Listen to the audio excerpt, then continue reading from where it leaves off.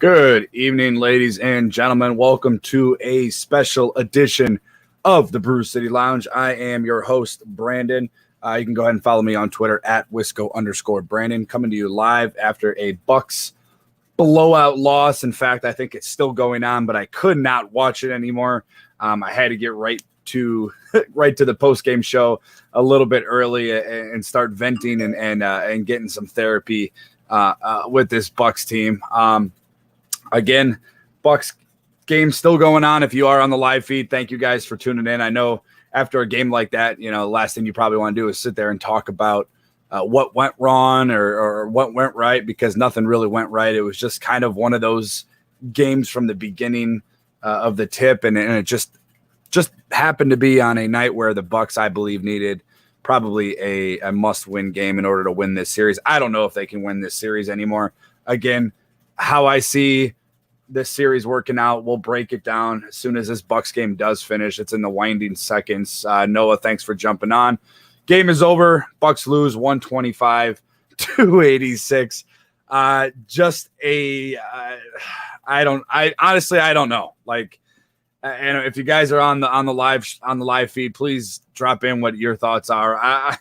I literally sat on my couch while I was watching the end of that game and was debating on even jumping on to do a post-game show. It was just that much not heartbreaking, I guess, but just very frustrating. A series where I thought Milwaukee would be in. I thought they would have won at least one of these games in Brooklyn. I thought that it would be a competitive series, and it has not been competitive outside of maybe a quarter and a half in game one.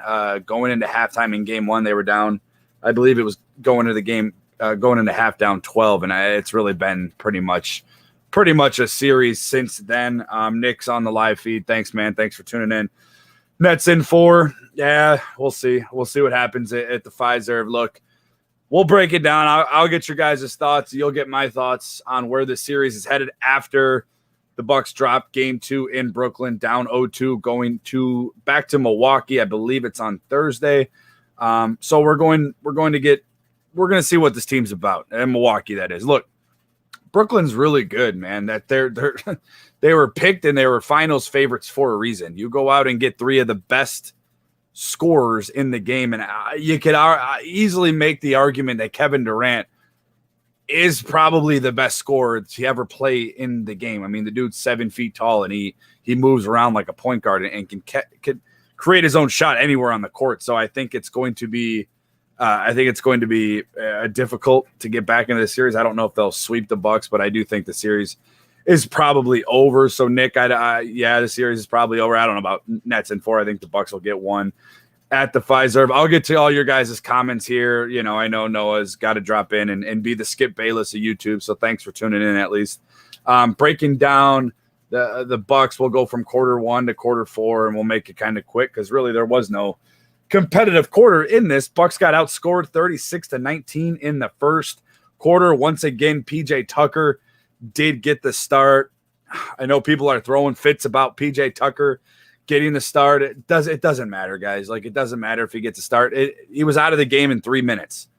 Within 3 minutes, PJ Tucker was out of the game with 2 fouls on. It didn't matter. If he started or he doesn't start, it's not going to matter. He's historically good when it comes to defensive matchups on Kevin Durant. So that's why he's in there in the starting role. Again, it's not going to matter, especially when Kevin Durant starts the game the way that he did, along with Kyrie Irving. It's not going to matter who the starters are. And Nick drops in a comment. KD is just reminding everyone how good he is. We kind of forgot with him running to Golden State. I don't think we forgot how good he was. He just didn't need to be this good. Say what you want about Kevin Durant. I respect Kevin Durant. I like Kevin Durant as a player.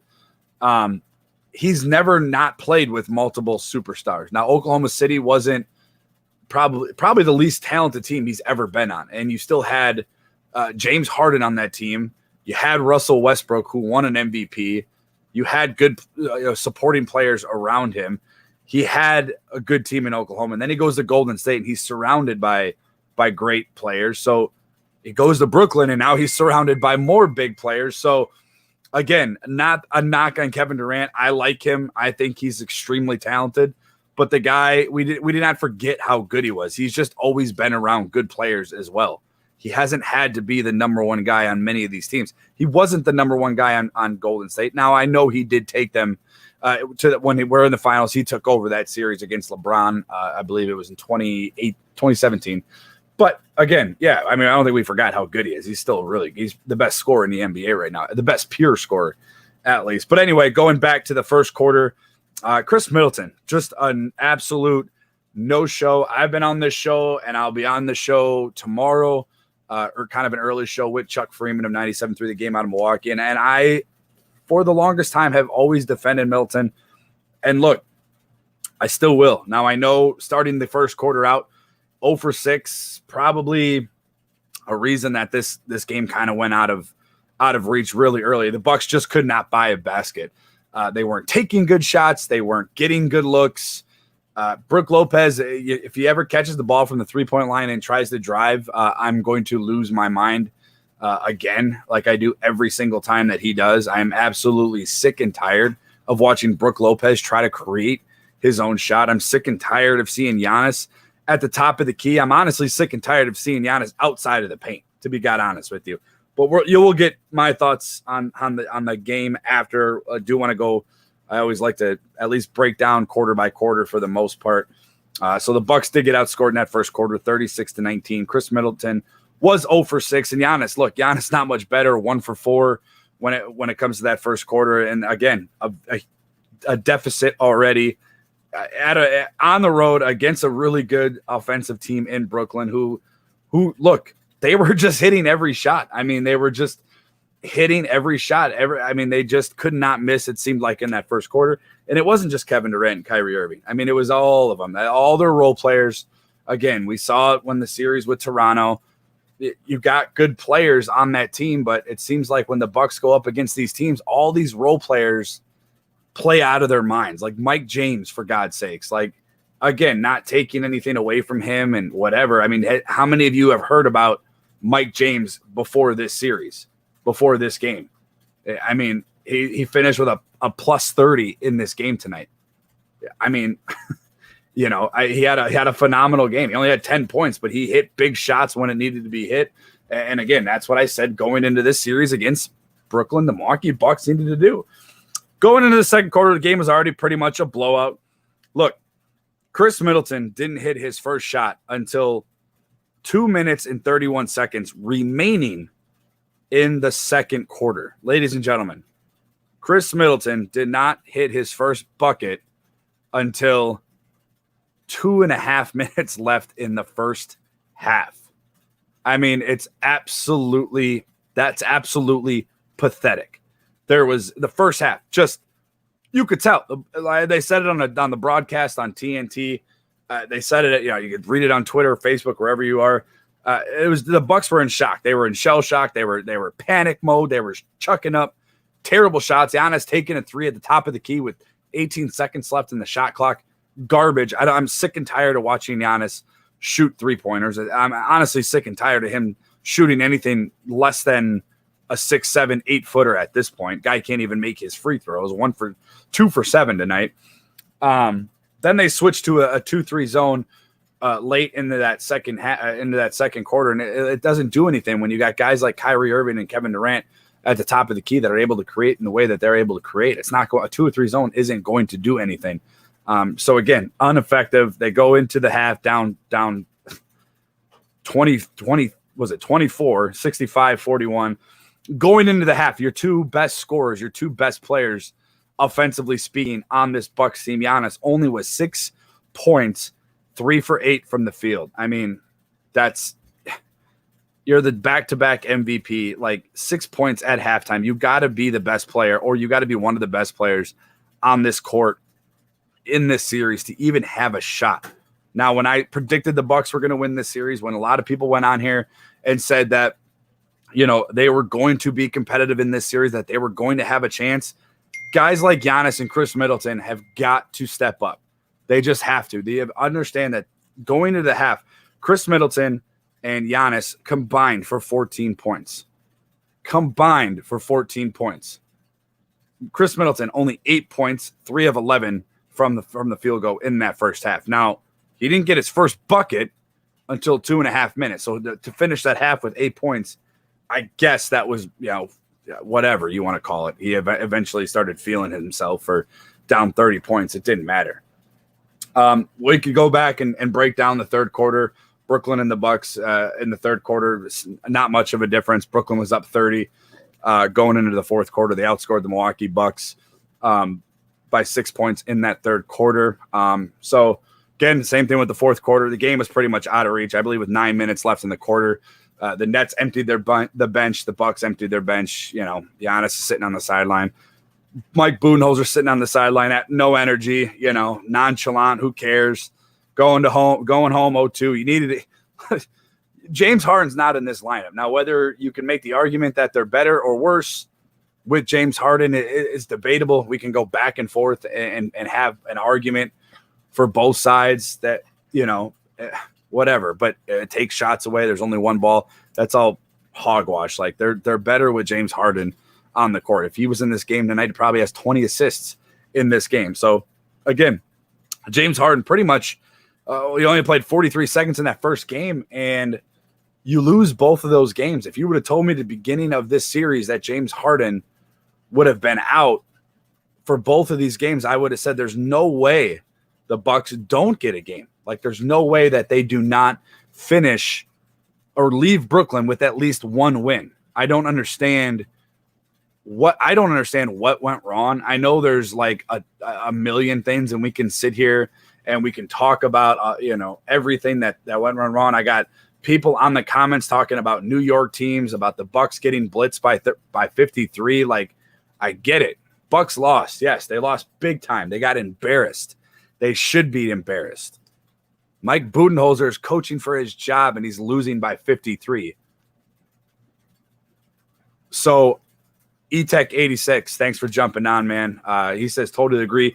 We should be up. It should be at least 1-1 in the series. Look, I mean, if you, again, going into the series, we knew that Brooklyn was going to be an offensive juggernaut.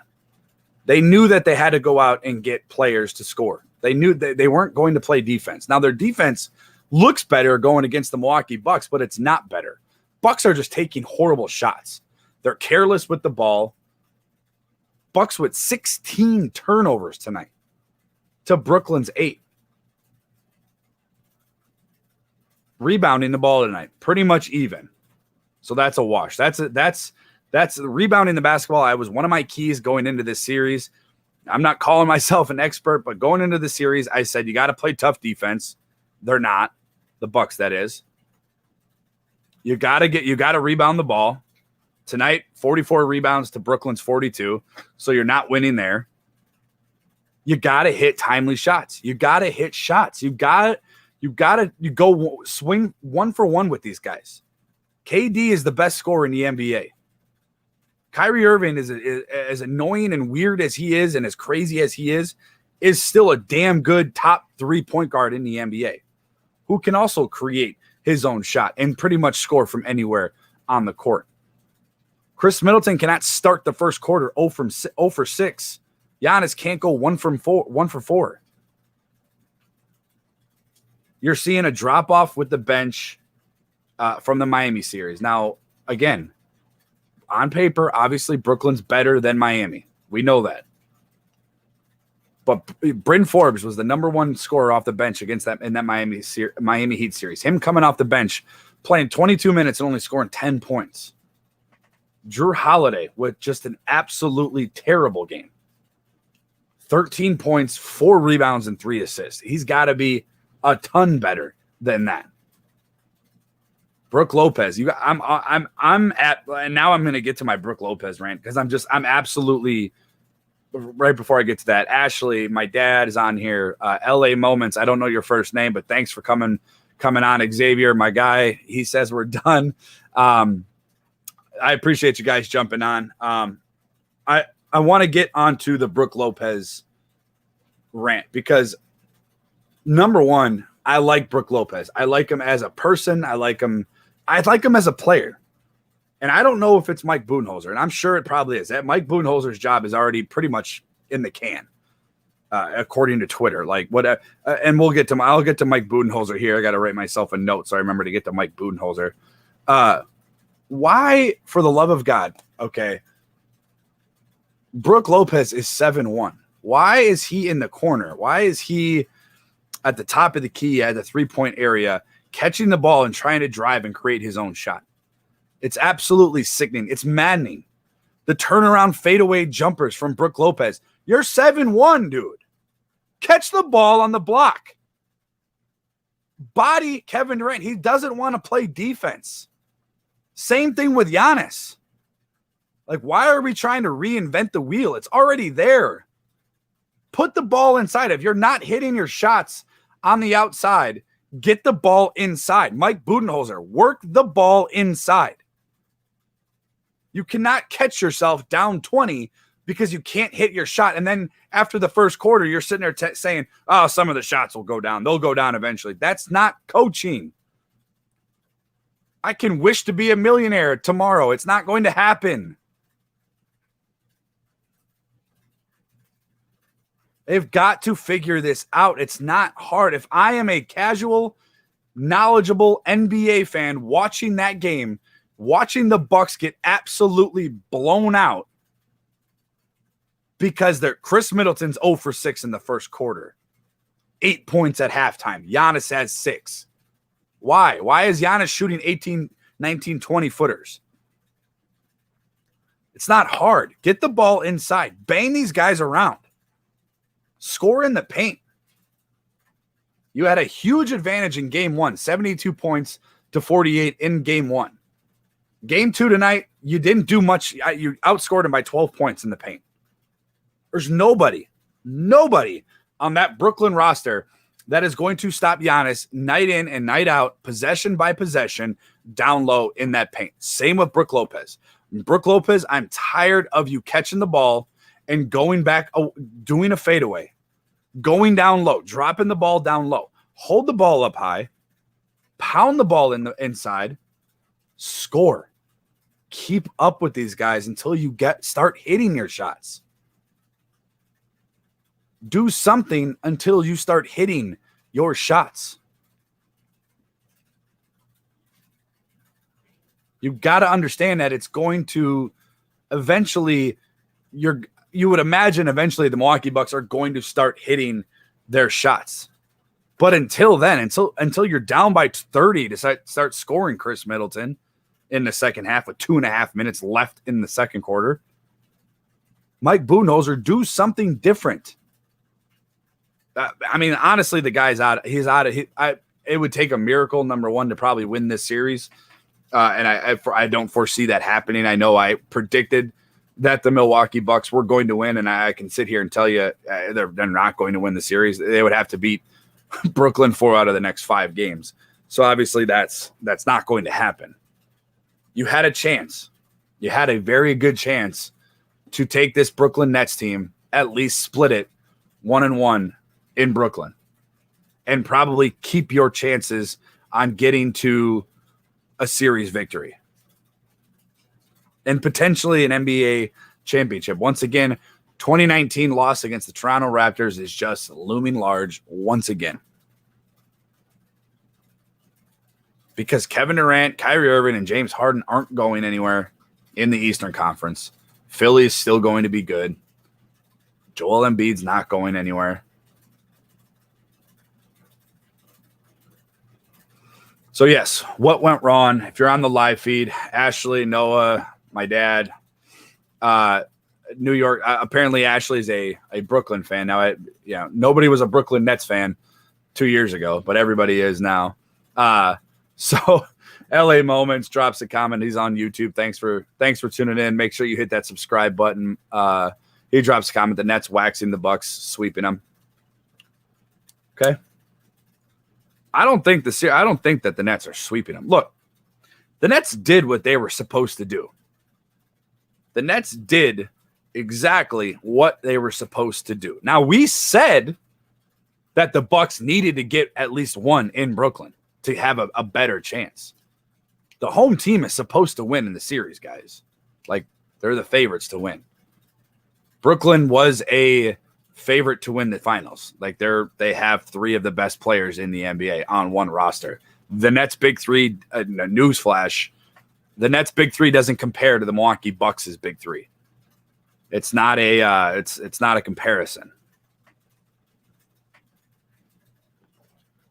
Brooklyn is supposed to win. They were supposed to win the first two games. They're supposed to win the series.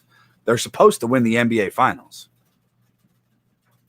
But I don't think that they're going to sweep the Milwaukee Bucks. I do think the Milwaukee Bucks win probably one or their two games at home. Not that it matters, but I don't think that the Milwaukee Bucks will get swept. The Fiserv is back to 100%. Perfect timing that they're back to 100% because now it's going to be a two-game playoff homestand for the Bucks, and that should probably do it for the rest of the playoffs until next year. But yeah, what went wrong? A lot of things went wrong, and everybody is on the live chat talking about New York, whatever, being fans. I don't care. In my opinion, it starts from the top and works itself down. It starts with Mike Budenholzer, and I was on the show on Monday. And I didn't care about the minutes with Giannis. Yeah, everybody wants to see his minutes be 40+. What does it matter, guys, if he's playing 40+ minutes and chucking up three-pointers? Shooting 2 from 7 from the free throw line. It's when I say by it starts at the top. It starts with Mike Budenholzer, and it goes down to this roster. These guys have got to perform. They got to play. You want Giannis to play 40 minutes? Stop getting blown out. Hit your shots. Hit your shots. Don't get down by 20 points, 21 points, 24 points in the first quarter. 36-19 in the first quarter. Going into half down almost 30. Ending that third quarter down 30 points. And you're worried about Giannis playing 40 minutes. It doesn't matter. Giannis was playing and they were still getting their asses kicked. It don't matter. But the energy on that sideline, Mike Budenholzer just sits there with his arms crossed. Now, I'm not an expert when it comes to coaching and if he's doing the things that the X's and O's that he's supposed to be doing. I don't know. Maybe he is. I was coaching that team. I would have about 4 technicals by the end of this series, probably more. There's no fire. Kevin Durant's getting phantom foul calls. Nobody's touching him, and he's going to the line. He's slipping on his own, and Grant Hill called it on TNT.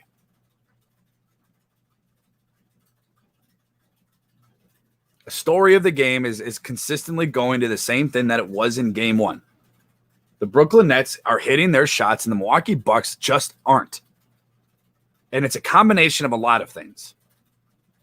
The Bucks are taking horrible shots.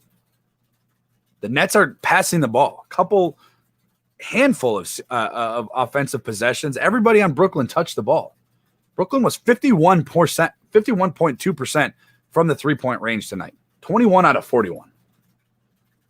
The Bucks, again, barely under 30%. 8 out of 27.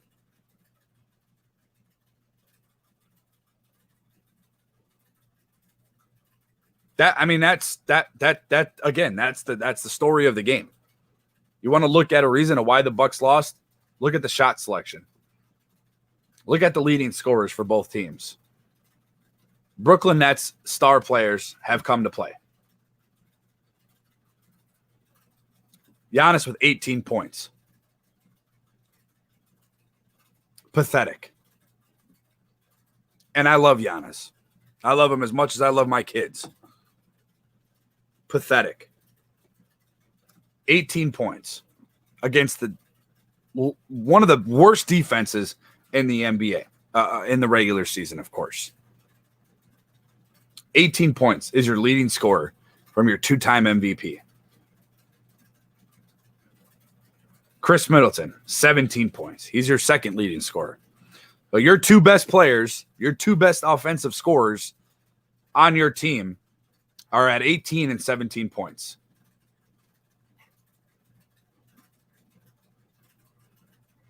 Kevin Durant with 32. Kyrie Irving with 22. And honestly, it feels like Kyrie should probably have more points than that. So again, your 2 versus their 2, not even close, not even comparable. And then you look at You look at the role players for the Brooklyn Nets. They're all playing well. Mike James, Nicholas Claxton coming in, playing good defense. Joe Harris, 13 points. Blake Griffin, only 7 points tonight, but he had eight rebounds.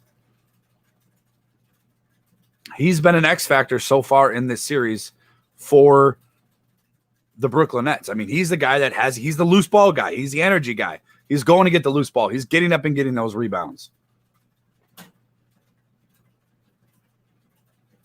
Yes, I do love Giannis just as much as my kids. Tonight, he's made me mad. He's literally just disappointing. My mom is on here, and I love you, Mom. Thank you for tuning in. So heartbreaking night. It's heartbreaking because the effort that you see on the court. This is not the same Bucks team, and I don't know what happened. I don't know what's gone on.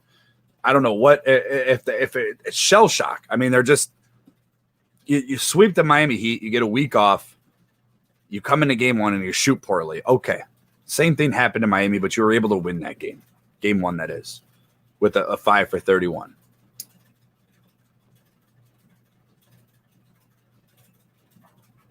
It's the effort. It's the energy. The passion. Where is it coming from? Why is it gone? Do they care? Maybe. No hard fouls. Nobody's sending a message. Nobody. When I laid out my 3 keys with Kevin Holden on my Friday episode last week, I said play tough defense. I said the Nets are going to score. They're going to get their buckets. Kevin Durant's going to score. But you got to let them know you're there. You got to play tough. Consistent, tough defense. Being patient. Understanding that the Nets are going to hit their shots. But they're not going to hit their shots all game long unless you're not playing defense. We know the officials are going to going to one side on this series when it comes to these two teams. We know that. It's just disappointing, and I agree. It is heartbreaking not because you lost. Look, we're Wisconsin sports. Like, we're used to tough losses, heartbreaking losses that sit with us for months and days and sometimes years. But when you get excited to watch your team, you wait all day, you get excited, you're anticipating a good game, and they go out there and there's no energy, there's no effort, there's no care. Mike Budenholzer standing on the sideline with his arms crossed, down 31. Everything went wrong. I think we can pretty much chalk it up as everything went wrong from top to bottom, from Mike Budenholzer down to Sam Merrill, Justin Jackson, whoever is at the bottom of the roster. It all went wrong. And it starts with your coach, with your coaching staff, trickles down to the leaders on this team. Jrue Holiday, terrible game, garbage game. Sloppy with the ball early. Taking terrible shots. He finished the game with a minus 27. In fact, everybody on the team, not that that's a shock, for the most part, had a minus when it came to the plus or minus efficiency.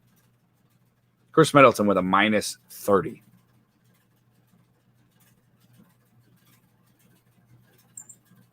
Minus 30. You're going to lose every single game that this starting rotation, Jrue Holiday, Chris Middleton, Brooke, Giannis, and obviously it has been PJ the last two games. Every single one of them are in the minus category. You're going to lose. Christian's over there on YouTube. Christian, thank you for tuning in. Make sure you hit that subscribe button, please. On the YouTube channel, he drops in a comment with a just painful is all he says. And he is 100% right. It's painful. Very, very painful. The most frustrating thing about this Bucks team, and we'll get to wrapping up the show here in a few minutes, but watching this Bucks team, and again, shout out to Brooklyn front office. No credit to Steve Nash. He doesn't have to do anything as a head coach when you got 3 Hall of Famers, 3 of the best scorers in the NBA. So really, I don't give a crap about what Steve Nash does. But from the front office standpoint in Brooklyn, shout out to them. They went out and they acquired Kevin Durant, Kyrie Irving, and they went out and got James Harden. Like, they knew what they were doing. They put together a hell of a roster. The most upsetting thing about being a Bucks fan watching this here is when you failed out of the Bogdan Bogdanović trade because of Pat Riley and the NBA decided to cry about it. So you lose out on that. But even after losing out on that, and you're looking at this roster and you're like, man, we've wanted PJ Tucker for a long time. We got Drew Holiday. We've been calling for a guy like Drew Holiday for a very long time. Giannis is playing great. Chris Middleton looks really good. Bobby Portis, Bryn Forbes coming off the bench have been phenomenal. And then you look at it and you're like, this is probably from number 1 to number 9, 10, the best roster that the Bucks have had in the last 3-4 years that they've been really good. And this is probably the best roster. And then you look over at Brooklyn and they've put together a monster roster. So your best roster that you've had, if you have this roster in 2019, you probably beat Toronto. The bubble is still weird. Obviously both of those teams are out of the playoffs. So we know what the bubble was. Both of the finals teams from last year is what I'm talking about. Both of them out of the first round. The Mickey Mouse Championship, we already see what that was. But outside of the bubble in the last few years, you see that this is probably the best Milwaukee roster that we've had. And now we can't be competitive because Brooklyn's just that good. It's deflating. It's upsetting. It's painful. It's heartbreaking. Giannis signed the Supermax when everybody said he wasn't. The front office went out and got Drew Holiday. They tried to get Bogdan Bogdanović. They had him for about 3 days. The NBA said no. Pat Riley cried. And then now you see Brooklyn just put together a super team, a monster team, a team that's probably going to run the Eastern Conference for at least the next 2 to 3 years. Ashley drops in a comment. Brooklyn is just that good. I mean, they bought a championship. If they're going to go on and win this year, yeah, they're that good. When you go out and get 3 of the best scorers, yeah, I mean, I guess you're that good. That's what buying a championship looks like. And that's okay. If that's how you're going to do it, look, Milwaukee just can't. There's the difference between small markets in the NBA and the NFL. You can throw baseball into that as well. The NBA, the Major League Baseballs, they do not care about small market. The league does not help the small markets the way. Look at the NFL real quick. Look at the NFL through the Final Four in the NFL this year. Buffalo, Green Bay, Tampa Bay, and Kansas City. All 4 of those teams is a small market team. The NBA could never survive off of that. You've seen the talking heads on Fox and ESPN talking about they don't want to see Milwaukee or Phoenix or Denver or Utah because they're not LA, they're not Miami, they're not Brooklyn, New York, whatever.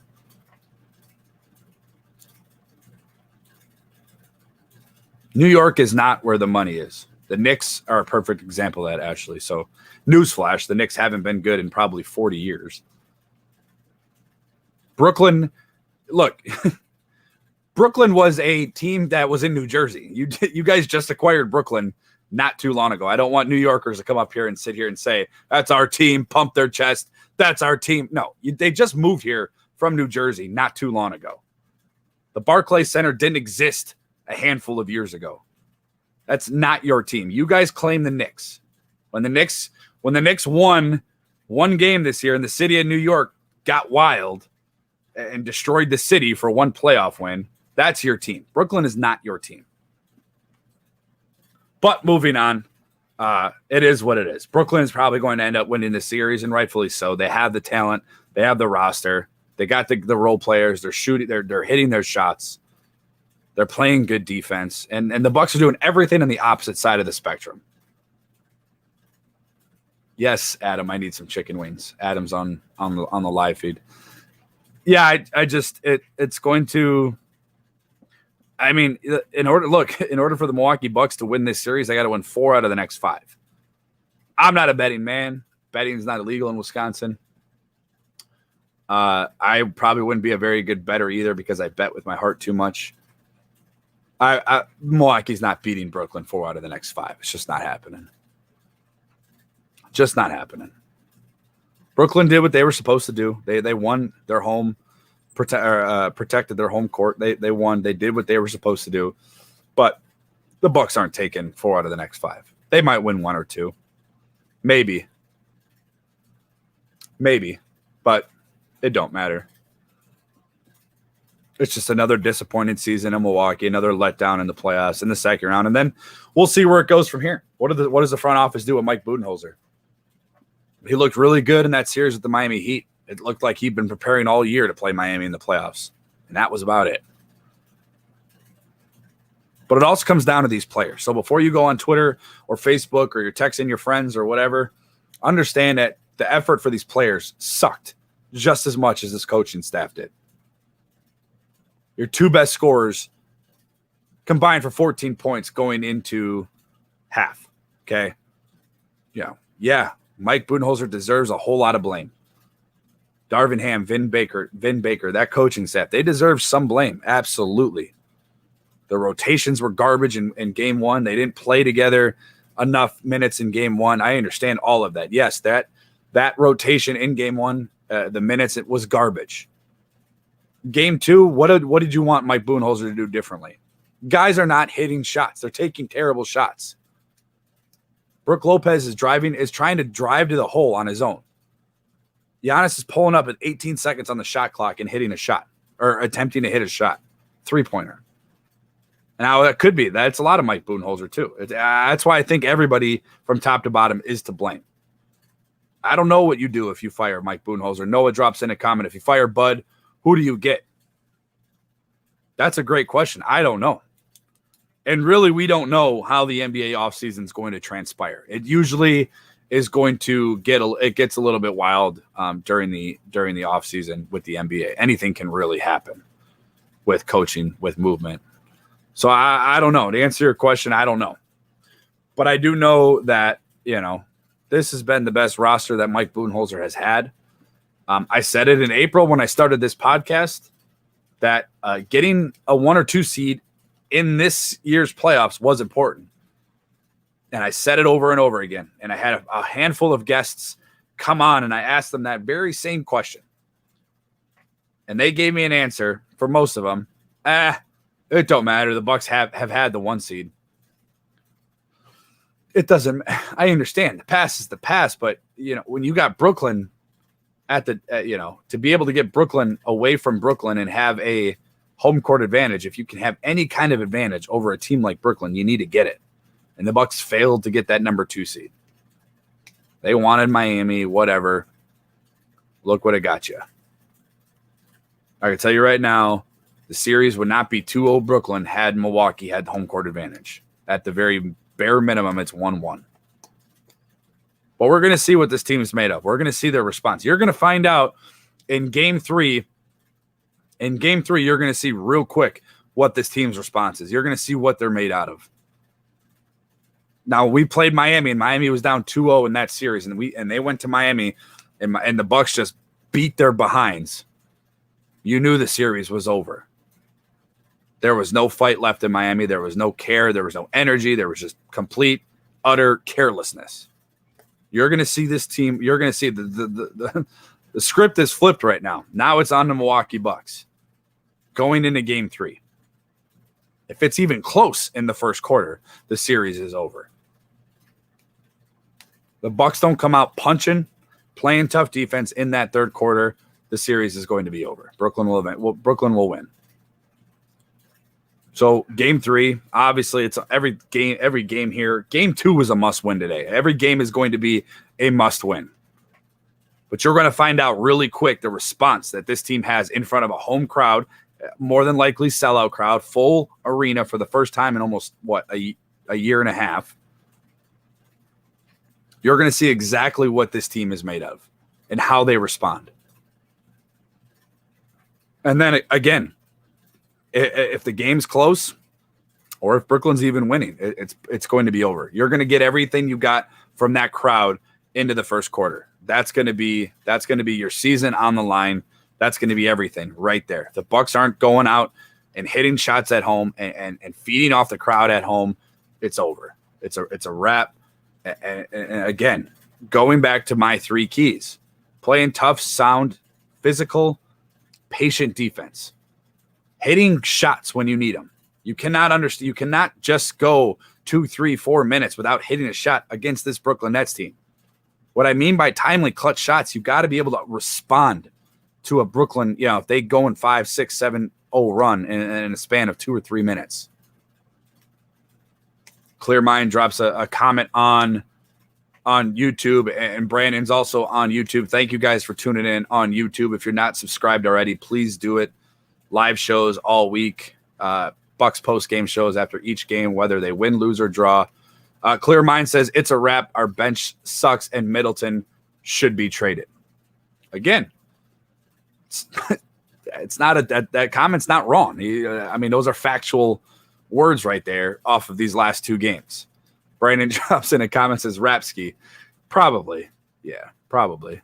I think look, again, and if you guys missed the beginning of the show, I said, if you told me that James Harden would have missed the first 2 games and Milwaukee wouldn't have won a game, I would have said, well, then that series is probably over. Because that's a game that, one of these 2 games you should have at least had, won at least 1 game, you would imagine. But again, we'll see what happens. I believe it's Thursday for Game 3 out in Milwaukee. We'll see what they're made out of. We'll see what this response is, what it's going to be. If the Bucks win Game 3, I'm not going to change what I think Brooklyn's going to win this series. I believe that winning 4 out of the next 5 games against this Brooklyn Nets team is probably virtually impossible. So again, doesn't mean that that the series is over. I guess, ultimately the Bucks can absolutely win, but I just don't foresee that happening. And I hate saying that because I picked the Bucks to win. I'm a fan of the Bucks. I want to see them win. But when you run into a juggernaut like the Brooklyn Nets, formerly known as the New Jersey Nets, Ashley, that's just going to happen. Yeah, they got 3 of the best scores. Look, and people, you've seen Bleacher Report tweeted out real quick. I got to get this off my chest too. Crossing Giannis. Nobody crossed. Kevin Durant did not cross Giannis. He was there the entire time where that shot in the first quarter, really early in that first quarter. Everybody's like, oh, he crossed Giannis. No, he didn't. It was a contested shot. They actually called a foul on it, where another phantom call. But anyway, again, credit to Kevin Durant, Kyrie Irving, Brooklyn Nets. They absolutely destroy the Milwaukee Bucks in Game 2 with a commanding 125-86 victory. Again, series ships out to Milwaukee, so we'll see what happens going into Game 3. And again, you're going to see everything, and you're supposed to see everything this Milwaukee Bucks team has in Game 3. And so we'll see what happens with that. If you guys are out there on the live feed, on YouTube, on Twitter, or on Facebook, thank you so much for tuning into the post-game show. A little bit of announcements for the show if you guys are tuning in. Chuck Freeman will be joining me tomorrow. We'll be kicking off at around 11 o'clock in the morning, a little bit odd time tomorrow. But that's just how it is sometimes. We're going to be talking about this Bucks loss and what happens. And if you're fans of Milwaukee, the Brewers have won 9 out of 10. So if there's silver lining into the Bucks losing tonight, the Milwaukee Brewers are the hottest team in baseball. Before I get off on this show, if you guys are fans of the show, I'm wearing it right now. You can kind of see it right now. It's a hoodie for the Brew City Lounge. Jump on our the Facebook or Twitter. It's posted at the top of the page on the links up there. Shop for your favorite apparel. Support the show. Anything's appreciated. It's a little something we just threw together and trying to get the name out there and get people talking about, the Milwaukee Bucks and Brewers and this podcast and having a ton of fun doing it. Look, it sucks coming on this post-game show after the Bucks get their behinds whooped. But it is what it is. This is our team. I'll defend them until I'm blue in the face to confirm what I said. Yes, I love Giannis as much as my children, and I will continue to love him like my own son. I think that the Milwaukee Bucks will get it turned around in Game 3. We'll see a better effort, hopefully, out of the Bucks. But that'll do it for tonight's show. Brandon on YouTube, thanks for tuning in, man. He said, great podcast. Thank you so much for giving me a listen and an opportunity to speak to you. I do this live shows every Tuesday and Friday. Tomorrow we'll be at 11 o'clock with Chuck Freeman from 97.3 The Game out of Milwaukee. You can also follow us on Twitter and Facebook at Brew City Pod. Obviously, you guys are on YouTube. Hit that subscribe button. If you want to catch up on all your favorite shows, eTech86, thank you so much. I appreciate you, brother. Thank you. If you want to catch up on all your shows, Apple, Google, Spotify, find out the shows. John McLaughlin's on there, Vinny Rutino, Tim Dillard, all kinds of good interviews and guests, all kinds of good stuff. And you're going to get it in the realest form that you can get it. I'm going to tell you exactly how I feel. And sometimes I got to peel back a little bit because I forget that my mom and dad are on here and I don't like swearing in front of them. But that's it for tonight's show. I hope you guys have a wonderful rest of your evening as much as you can enjoy it. Denver and Phoenix are into the second quarter, so you can check out that game. Clear Mind, thank you so much for subscribing out in California. I appreciate that. Thank you so much. If you guys are able to, tune in tomorrow, 11 o'clock Central Time. So I believe, Clear Mind, I believe that's 10 o'clock your time. 9 o'clock. So if you're able to tune into that show, check it out. We'll be live with Chuck Freeman. If not, you'll be able to catch it on Apple, Google, Spotify, wherever you get your podcast.